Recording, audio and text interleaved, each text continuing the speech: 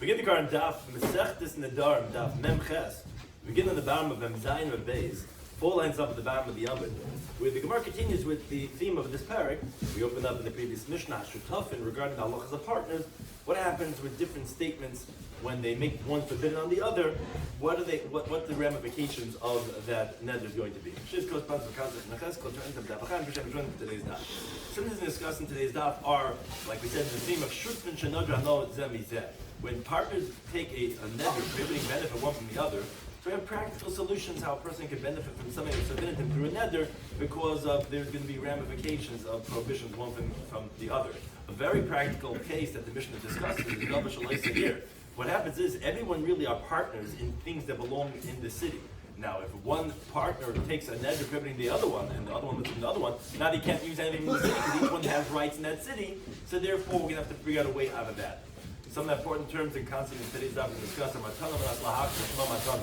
If you give a gift with the intention of giving it back, it's still considered matana. Now, however, we're going to have to see, there's going to be criterion to define, is it really a gift, or maybe it's harama? Maybe it's just deception. Maybe you don't really plan on giving it, so we're going to have to really qualify what is it that allows you to consider matana. And one of those ways is if the person could be makdish. If you can be makdish, then obviously it is a matana. Another concept is kani amanas lahaknas. Can you give it to someone, the kinyan, only on the condition that then the person is makdish to someone else, if that's not even considered as a kinyan itself? Kinyan sudr is the halacha of that when you make a transaction. One of the common ways of doing a transaction is that of halifin, of kinyan sudr, which is that the kaina gives the sudr to the makna, and through him giving him the kerchief, then the makna is going to now give him the field. The question becomes in the Gemara: is that a real kinyan? Is this kerchief, could that be kept by the seller or not? So begin the current daf Mem Zayin Mem Beis, 4 lines up in the bottom of the other. We continue with the theme of shutfin making isuri hana, nidri hana one from the other. Says the Mishnah: someone tells his friend that I am on you a cherem, meaning that his benefit should be on him like a cherem of bedikabais, because as the Ran explained, we're talking about in Galilee. If you recall earlier in the Masechta of Yom Beis, we said that in the Galilee, stam charamim is a bedikabais. Although the cherem could mean 2 terminologies, cherem could mean lekahanim, it could mean lebedikabais. In the Galilee, when the kahanim are not there, when he says a cherem, it's a terminology of hektish for bedikabais. So when you tell someone else, I'm on you like a cherem, so I'm with the also. So the subject of the neder is going to be forbidden again because he's essentially taking a hektish neder on him. Let's say he says the other way around, Hare at alai, you are cherem on me. So he's essentially saying that his friend's benefit should be on him like a cherem. So hanai also, then the one that took the neder is going to be forbidden again. It's just showing you which direction the neder is going.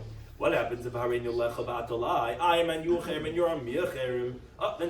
Then they're both going to be forbidden, because again, it's a lashon of a neder. Now, continues the mission. Now, here's where we come regarding the ramifications. Vishnei mutarin, both partners are going to be permitted, even though they're not allowed hana one from the other. Regarding things that those who came up from Bavel, on their way up to Eretz Yisrael, they were mafkir, the things that they had made for all of Klal Yisrael.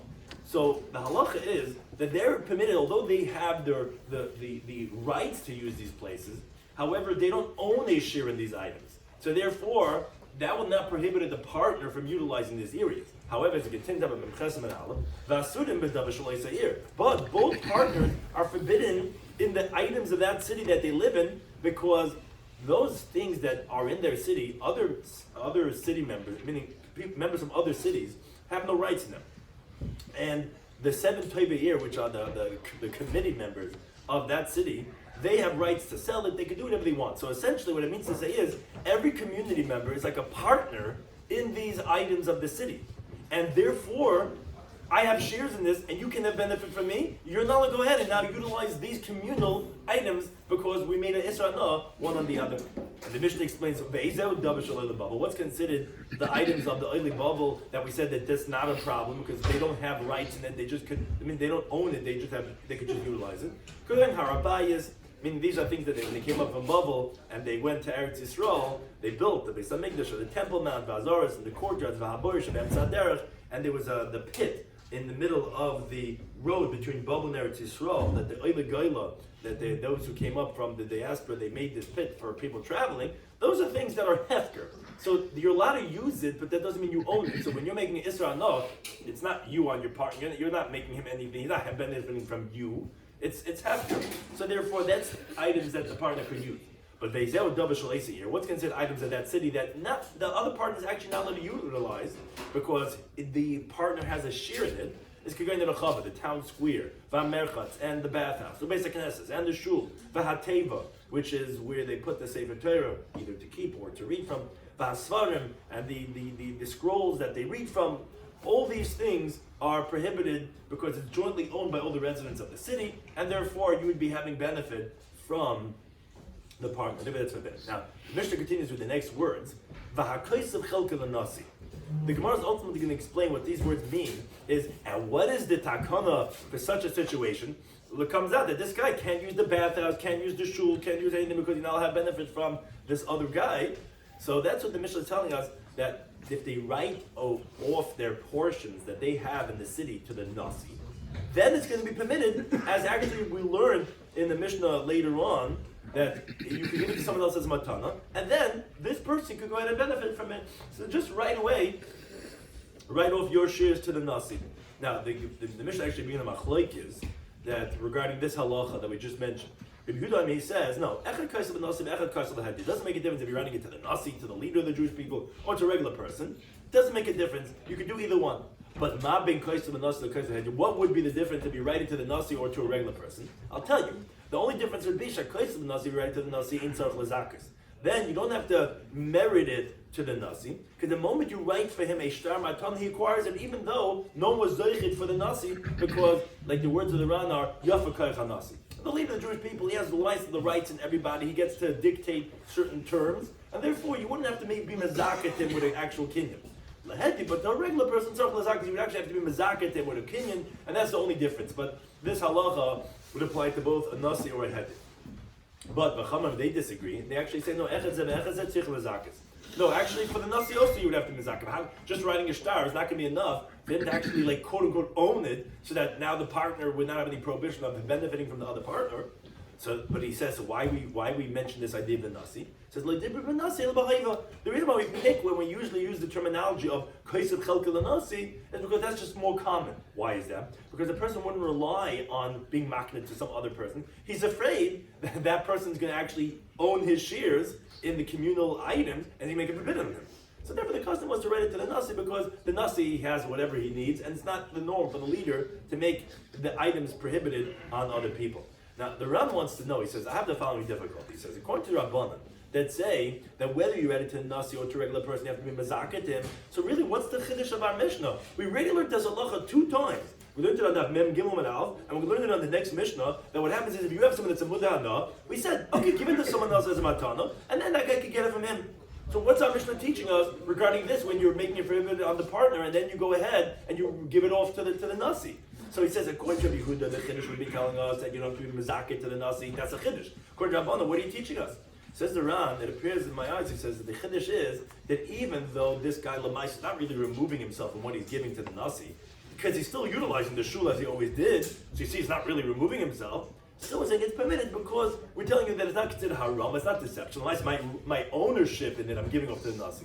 Although I'm still utilizing it, that's the Chiddush that's going to be permitted.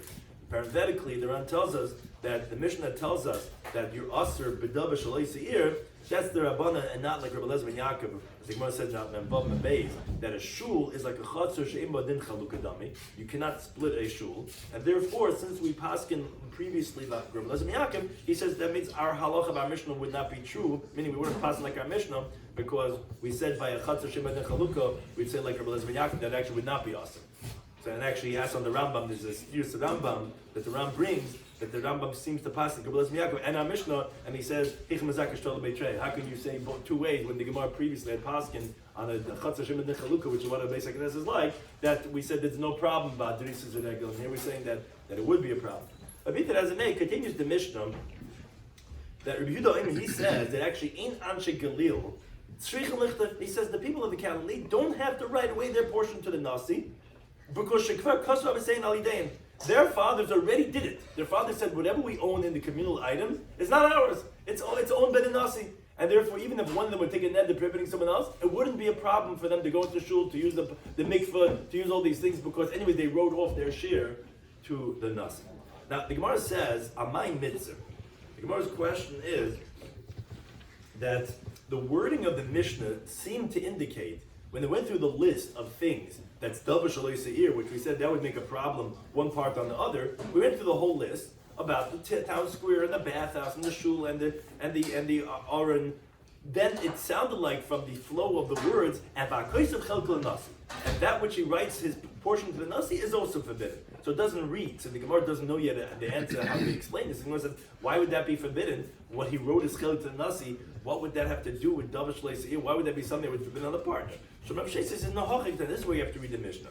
And what's the way to remedy that it should not be prohibited? The one guy and the other that took the neder of hana, how is he able to come into shul now? He can't benefit from the other guy's portion.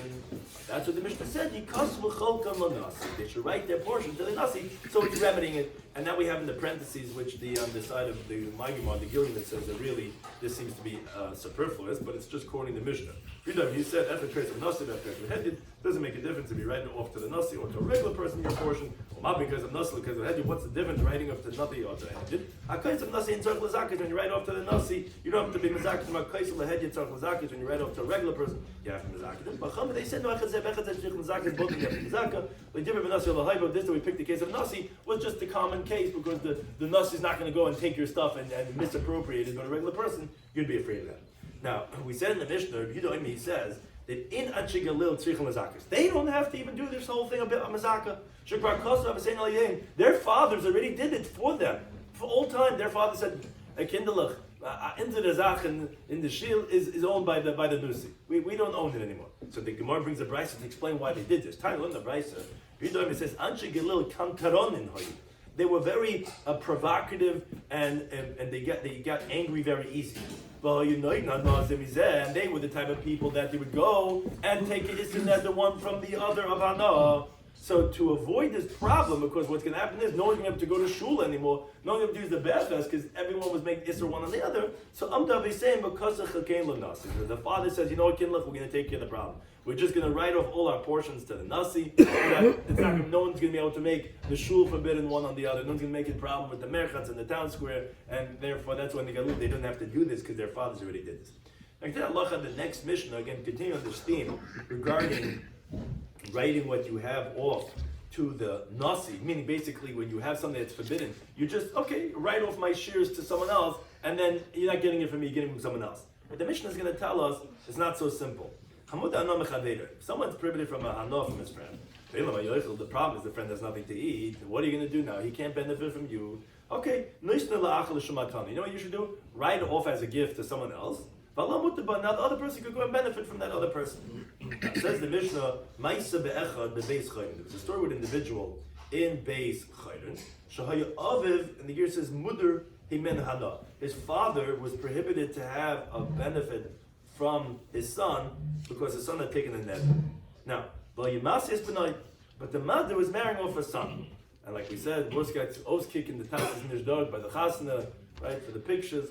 So Bam Lachavei says to his friend, says, Chatzah Su'uda, the courtyard where the whole wedding is happening, and the whole banquet, the gear says Einon, it depends on how you want to say it, but basically, that's not really given over to you, or, this is given over to you, Ella, only, you own the whole chasna now, he says to his friend, but it's only Kadesh Yave Abba, V'yoch Besuda. So my father should be able to come and eat with us by the chasna. He can't have enough of me. I'm making this $10 million wedding. Look, you own the wedding. Now he can have benefit from you. Amar, so that friend said, im shalihem, if it's mine, I'm taking this $10 million wedding. I'm very into takana weddings. I don't like this. It's all for hectares. Let the hectares come and take all the flowers, take all the food. Let them take it. Amalei said, you think I gave you my huge wedding over here to just be maksiv to Shemayim? So Amalai said to him, you're right. You gave me yours.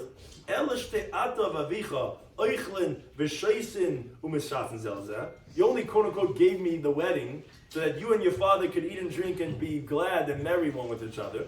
And the sin should be hanging on his head, meaning referring to himself. You want me to be the sinner. You want me to take the fall for your haram over here, for your deception over here, that you want your father to come and that he's going to be benefiting from me, but you're not really giving me any gift. The Mishnah concludes, Chacham said the following rule. Any gift that's not so much in the domain of the one who's receiving it. That if he's going to be able to makdish it. It's going to be sanctified. If the guy who is receiving the gift cannot be makdish it, then Eina Matana, let's call a spade a spade, this is not a gift. In other words, although the halach is, like the Ran explains, a matana naslach is called a matana, you could give something to someone that the guy has to give it back. And the truth is, says the Ran, even though if the guy is going to want to be makdish, it's not going to be mukadesh, as the Gemara says about Bas Daf Kavlam because it was on condition that you're going to turn it to me. If he's sanctifying it, he can't sanctify it then because it can't come back. So the Ran wants to know, hey, why is that a disqualifier then? We say about matana naslach, so why don't you say something over here? Says the Ran, no, there it's different. Because there, at least for the moment being, it's a full-fledged gift. But this matana of Beis Chayrin, even for the moment, wasn't. Because he had no intention to mark him at all. It was only that it should be called on his name so that his father can benefit from it. And that's what the wording of the Mishnah says, the Ran, that says, Kol matana she'ena. Any gift that's not, meaning that you're going to be marked Mekdeshes, the words were not, Kol matana she'mekdisha Mekdeshes. No, it doesn't say that, because that's not true. Because the Tana means to say, any gift that's nothing, like this, which is really deception, which is really haram, where then if he's giving makdish, not mekdeshes, then that's obviously not really matana because you're not giving it to him even for this at all to any utility whatsoever, and therefore that wasn't a real matana, and therefore it's still yours, and therefore this is not a good excuse. You can't have your father here at the wedding. Didn't we have a similar Mishnah a few days ago? Yes. What's the chiddush of this Mishnah? Right. So that's what the Ran asks, and he says. That it's only because of Davishin is Chadish by, because to tell us that if Heichiach Soifel Tchilasai, that it's going to be haram and it's going to be asr. That the Ran asked that exact question. I skipped that Ran. He says that although we learned this already in Daf Mem Gimel, he says this is only said over here because in here there's a chiddush. Actually, our Gemara is going to ask right now that we seem to be contradicting what we said. But since we're going to say you can't always gift it away to someone else. Like over here, when it's deception, that's why we said the introductory halacha in that point. But yeah, exactly, that's what the Ran asks, and he answered that question. So the Gemara asks like this, the Gemara says, wait a second, that Maisa Lister, you bring a story to contradict, which Ran says not really contradicting. The Gemara always asks, when you bring a halacha, you usually bring a supporting halacha, a supporting story. Here, the story seems to be contradicting the halacha, but he says it's not really contradicting, because here it's different because he says that it's not really yours, it's only for the father. What the Gemara means to ask is, since you opened up by saying it's permitted to go ahead if you have a mudhana to give it to someone else and then you can have benefit from that person, why are you then bringing a story that's saying a case of usr? That's not the norm of the Tana. Usually the Tana brings a story to support what a Torah narration. Here, you open up by saying that, if a guy has a mudhana, give it to someone else. And then you bring this story that when it didn't work, when you couldn't do that.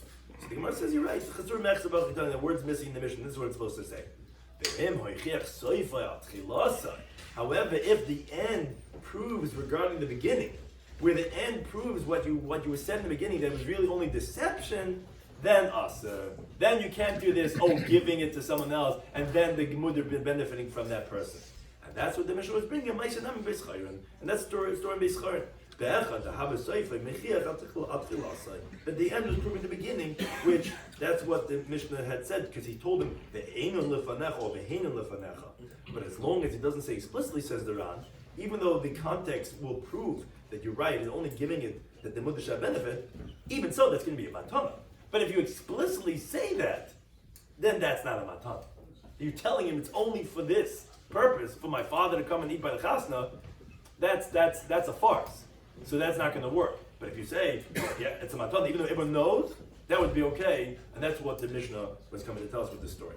Now, however, the Gemara qualifies two different versions of this halacha of our Mishnah. Amar Rav.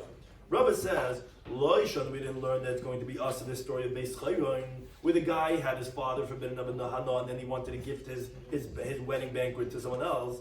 El de Amar Lei, and this again, it's two different gears. It's either the Heinan lefanecha, here, this is for you only for the father, or the Einan lefanecha. It's not really yours. It's only that my father can come.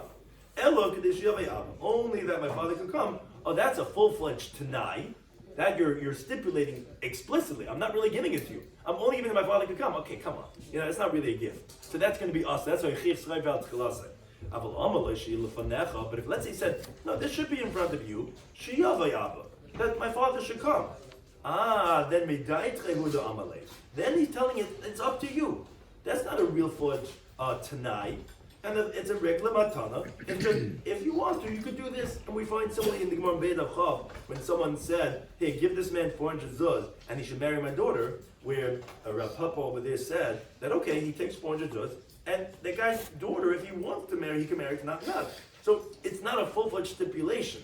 So that's where we would say that it would be permitted, it would not be problematic. It's only when you make it explicit tonight, that's what Allah Chabad Mishnah was saying, okay, buddy, that's not going to work. That's not a real. That's one version. L'shnachrina, Amrin Law, but another version the Gemara said from Rava is Amar Rava. It says, no, loy tema taima. Don't say that the reasoning of the Mishnah, as we just said in the first version, was only prohibited because the Amal Behin Love, and I think he says, here, look, this is all for you only because I want my father to come. That's who the Aser, that's where it's going to be forbidden. No. Meaning, you would think to say, but if he says, hey, look, this is yours, and then my father could come and eat. You would think that's mutter? No, it says the second version. Even if he tells them, this is yours, you own the banquet. Let my father come and eat. Even over there, it says the second version, us is going to be forbidden. My time, what's the reason according to the second version? Even this is going to be forbidden. You didn't say explicit tonight. Yeah, because sometimes actions speak louder than words. And Sudasai Mechachas Allah, his meal is proving, in other words, although in general, by just saying B'yavai, my father will come, is not a regular Tanai, and therefore it should be permitted. Here it's different. Why? Because like the Ran says, Anan Sahadi, we are testifying. A person does not prepare a whole $10 million chasna for his son's chasna, and then give it away to someone else. So therefore, Sudasim Mechachas means to say, this that he's saying, let my father come, is a full-fledged Tanai, because we know that that's why he's doing it, and therefore it's different than just the regular, the son of Matan La'achir, which we say is permitted. Here, we know what's going on. And it's not a Matana, and you just want the father to come, and therefore the second version of Rava says, even if you just said B'yava without saying that, only that this Sheyu L'fanecha She'B'yava, even if you didn't say that, even so, it's going to be awesome. He brings a machlekes, a Rashba, that says it specifically, we said this at the time of the Matana, but if afterwards not, because since at the time of the Matana you didn't say anything, but he brings from the Rambam that no, even at a later point down it's going to be awesome, it's not a Matana at all. Now, he did have a base where the Gemara brings a story that expounds on this a little bit more, and incorporates another difficult machlekes. Who got it? There was a certain person, the Havale Bro, he had a son. The Havashomet Kipe de Kisna. The way the Ran translates that is that he would steal bundles of flax. The father was displeased with the son, to say the least. He was not, the Mefarish explains that he was not learning. He was escaping, he was playing hooky from yeshiva. And he was busy with bundles of flax. Whatever it is that he did, the father wasn't pleased with him. So as the father says, that's it, you're out of the will. You're prohibited from all my money.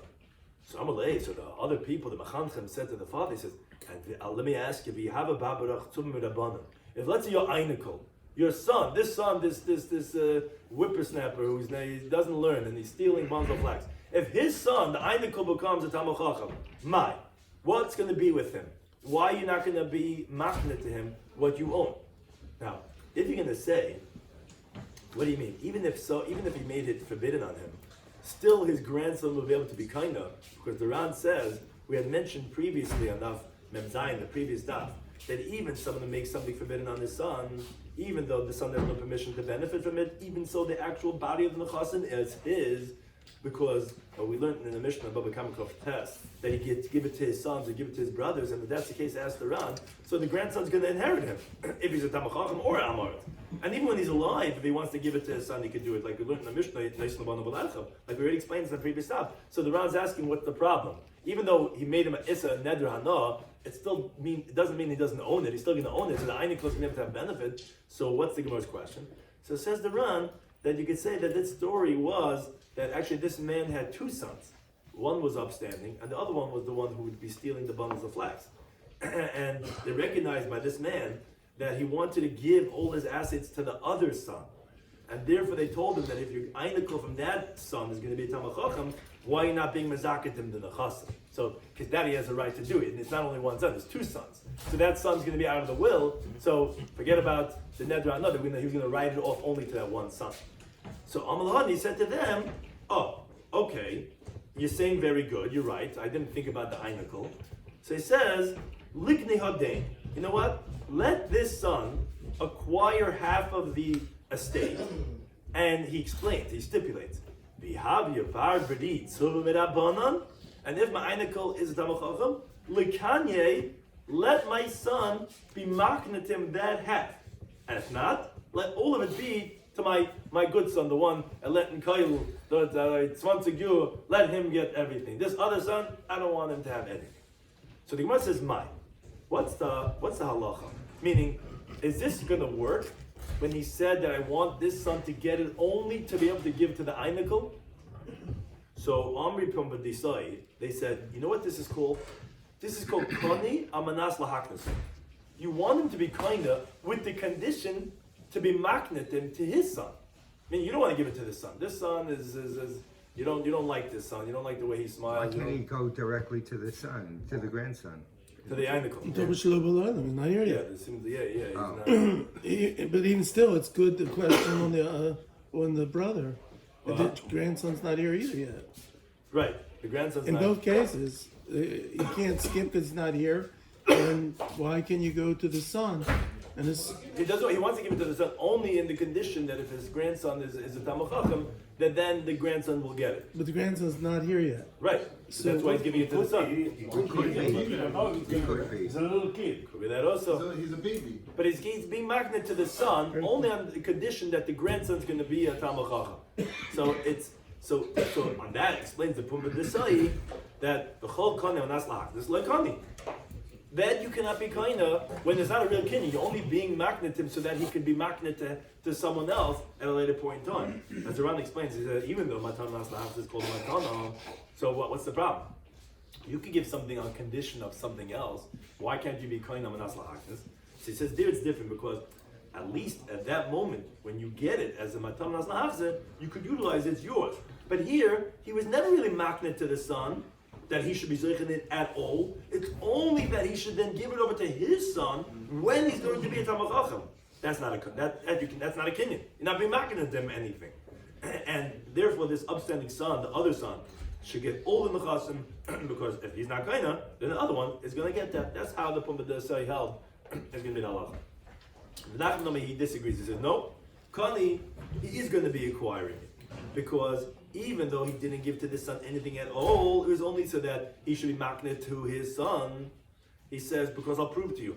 The sudra, the kinyan sudr of a kerchief, of chalipin, that's kani amanas lahaknasu. That classic kinyan is a kinyan of being maknet. Why? So the Ran explains. He says, when the kaina, the buyer, takes the kerchief and he gives it to the makna, we always do it, let's say, with the Rav, with Machir's chametz. He's the buyer. The one who owns the chametz is the seller. So the Rav gives him his hat, gives him a kerchief, gives him his pen, whatever it is. The buyer gives the kerchief to the makna. He's not being mazaket him for anything. You never found a community member take the Rav's biba hit and walk away with it and say, okay, that's it, you got my chametz, now I got your hat. No, that's only that it should be a kinyan, so that he should be able to be makna to his karka. And even so, we consider that as a kinyan, that through that, the lekiach could be kind of the field. Obviously you see that a kani amanas lahaknas, you hear how he's saying that's what every kinyan sudar is? It's a kani amanas lahaknas. When I give him the pen, and he's telling me the chametz, that is not a real kinyan. It's only a kinyan amanas lahaknas. So the Gemara is comparing that to like giving it to the son, amanas lahaknas. And you see kinyan sudar works. So therefore says Rav Nachman, it is going to be kind. However, the Gemara has two questions and two differentiations to what Rav Nachman is comparing to. Rav Ashi says to Rav Nachman, wait a second. Question number one I have to you is, who's to tell us that the sudra, the kerchief, itafes le'lemetres, that if the guy wants to hold on to it, that he cannot? In other words, where do you know that you're coming to tell us that, it's not a real kinyan, and therefore it's a kanyam anas lahaknas? only with the intention of who's to say that if the guy wants to hold on to it, that he cannot hold on to the kerchief. So like the Rush explains, it's a minik ba'alma that they give back the sudr. But if he wants to, maybe he could hold on to it and he'd be kind of legamri, and therefore it's effective. But over here, when the son's not acquiring anything at all, then no, of course, he would not be able to be maknid to the grandson. But what are you proving from a kinyan sudr? Maybe kinyan is a real bona fide kinyan, and the guy could walk off with his hat and with his pen or whatever it is, with his garter or whatever he gives. It's just a minute ago, let me give it back. But who said it's not a real kinyan? But in point number 2, he says, is sudra kani amanas lahaknis v'kani min hashta. Even if you're going to call a kinyan sudra a kinyan amanas lahaknis, but at least it's from right now. In other words, even if you're going to say that a sudra is a kani amanas lahaknis, but there's still one more value that it has over the case that we're discussing, and if it's not going to be a raya to our kinyan amanas lahaknis of the enik, and therefore it is going to be effective because it's happening right now. Meaning before the kerchief is given back to the kaina, stam kinyan happens right now. So it's taking effect right now. But halin nichsin dahaden, but regarding these assets of this guy, this Zaida, who was very upset at his son, le'ema saikani. When is the kinyan actually going to happen? When the Einik is going to become a Talmid Chacham. Years later, 20 years from now. Oh, because the stomach, he wasn't being maknit to him, only to be maknit to the son. And was definitely, he didn't want the kinyan to have it till then. So what's going to be with it in the interim? And therefore, he's saying that you can't compare the cases. So the problem is because when it's going to be hadasud l'mare, then the kerchief was already given back to the master. In other words, then the kinyan has already been finished. Whether he does the kinyan with a kinyan or whether he does it with a chazaka, the point he's trying to make is you can't compare it to the case of Sudhi, because even if he's is not keeping it, but by Sudhi Kodem and Hashta. But in this case, the father's intention with the grandson inherited is only at a later date. So it's a much more inferior Kodem and Haslahakis. You can't prove to me from Sudhi working to this case that it should work. But on the other hand, Rav Nachman, who says that you could prove Kodem and Haslahakis kind of, that the Ran asks, in a way of explaining, he says, although he agrees that when you makna something for after 30 days, it's not going to be kaina, because he himself says, in Sumas Daf based on after, if someone says to his friend, pull this para, don't be kaina after 30 days, not going to be kaina. So the Ran explains that Rav Nachman thought that over here, since he didn't tell him explicitly that he shouldn't be kaina until the endikal is a Talmid Chacham, and he just says stam, it's as if he's saying it may achshav, and therefore it is going to work. Whereas Rav Ashi rejects, and he says that no, since the Maisa does not want to be maknit him only when the Einikal is going to be kindnit, the stomach, his intention was not to be maknit until that time, and at that time already he was called Sikinyani, the kinyan has already been finished, and therefore, that's why, for these two reasons, he rejects the Raya of Rav Nachman. Now, additionally, the Gemara asks, someone else asks, Amalei Rav Nachman. He asked a question from the halacha of our Mishnah. Because this gift of the guy was making this whole festive meal, and he wanted his father to come, who was an Asar of Hana, and he wrote it off to his friend. That's a case of he's being makna with the intention of being makna, and we see v'loy kokani, and that the kinyan did not work because, as the Ran explains, if a kinyan manas lahakna should work, then the mudder who was his father should be mudder, because someone else was in between. He was makna to the friend al manas lahaknas, intention of being makna to the father. So isn't that a case of kanim manas lahaknas? And still you see in that Mishnah they said no, that doesn't work. So you see, not like Rav Nachman, kanim manas lahaknas doesn't work. So on that says the Gemara, Zimnin Amarle. At times Rav Nachman gave two differences to answer that question. At times Rav Nachman answer number one was no. That's because the meal is proving it. A person doesn't make a huge suda that he prepared for his son and give it away to someone else. So therefore, it's obviously harama, it's deception, and therefore it's going to be forbidden. That's how the Ran says his Rebbeim explained this teretz, which he says I find is difficult. Because even if you're going to tell me that sudas and machachas love, and therefore here kanam naslak is not going to work, because it's obvious you're doing it for the father, who's a mudahana from you, but he says, wait a second, this story that we're discussing, also Karman Aslahaknis, with Zaida, who was upset at his son, who was stealing flax instead of learning in Chayda, and he says you're going to be forbidden. There also, he explicitly said that he's only giving it to the son to give it to the grandson. It's also muchachas, and even so the Gemara is asking that if, Kohen Laslaka should be koina, then Matnas Beis Charon should have been permitted, even though he says V'heinu lefanecha, but still, since you tell me you're going to be koina because someone else is in the way, if that's the case, what's the Gemara answering Sudas Machachas Lav? What do you think? It's more muchachas than someone who says that V'heinu lefanecha, that this is yours only because I want to go ahead and he said explicitly V'heinu lefanecha. So what's Sudas Machachas Lav more than when you're doing it for the Einikel? What's the Gemara proving from Sudas Machachas Lav? He said explicitly V'heinu lefanecha. I'm not giving it to you. I'm only giving it to my father Shekam. So that's exactly what the case of with by the Einikel, that's a Talmud Chacham. So what are you saying Sudas Machachas Lav more? So unless it's the Ran that what he thinks the Gemara means Sudas Machachas Lav is that the mother needs that his father should benefit from the suda that he's making for the chasna for his son, because that's the norm, that the father should have benefit from the suda.